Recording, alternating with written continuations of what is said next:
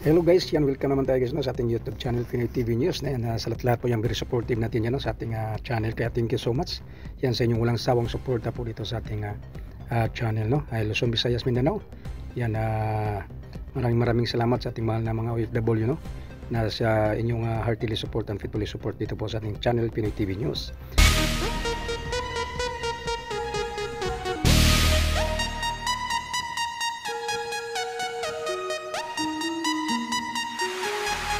Bagong Pilipinas, kapal ng mukha, dami ng gutom at natulala. Matinding panggigipit at pananakot. Yan ang ginawa sa mga organizer ng isasagawang Maisog Peace Rally sa Bulacan. Sa kabila po nito, hindi umano sila nagpatinag dahil walang makapipigil sa gaganaping Peace Rally. Si Almar Forzuelo, sorry po!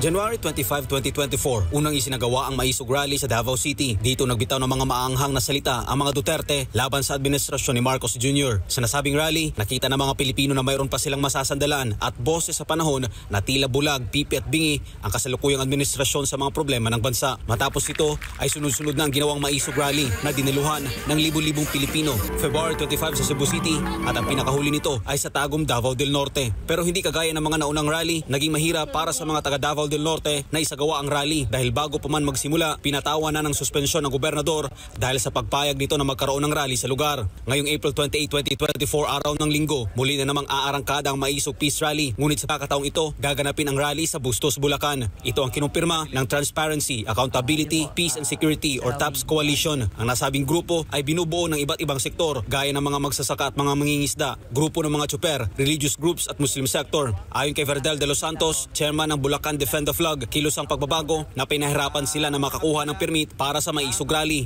Sinikap po namin na magkaroon ng schedule.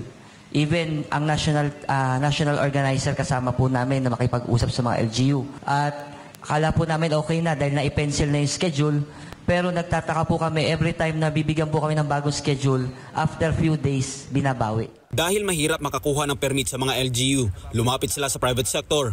Nag-shift po kami ulit. Tiningnan ulit namin yung Batas Pambansa 880. Ang sabi po doon, kapag private property yung pagdadausan ng rally, hindi na po kailangan ng permit, pero kailangan po i-inform ang local government. Ang problema, maging ang private sector na kanilang nilalapitan ay tinatakot. Huwag lang ituloy ang Maisog Rally.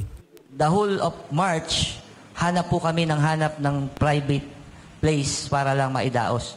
Ngayon po, nagtataka po kami noong una bakit nasa private na may pumigil pa rin. Ngayon, humanap po kami ng venue ngayon. Pangalawang private property. Nakipag-coordinate po kami ulit sa LGU, sa Provincial Police Office, para muling ipaalam na tuloy na po yung peace rally natin. April 19 po yun sa pagkakatanda ko, 2 o'clock ng hapon. Ngayon, ilang oras lang po, nung ting araw na yon, tumatawag po yung may-ari ng property. At ang sabi po, mayroong dalawang SUV na pumunta. May 3 lalaki po na naka-black jacket, parang office jacket siya, at nakabaligtad yung ID. At ang sabi po, huwag payagang idaos ang Maisog Rally dun sa property nila. Kung gusto nila idaos yung Maisog Rally, huwag sa Bulacan. Baka magaya sa governor ng Davao.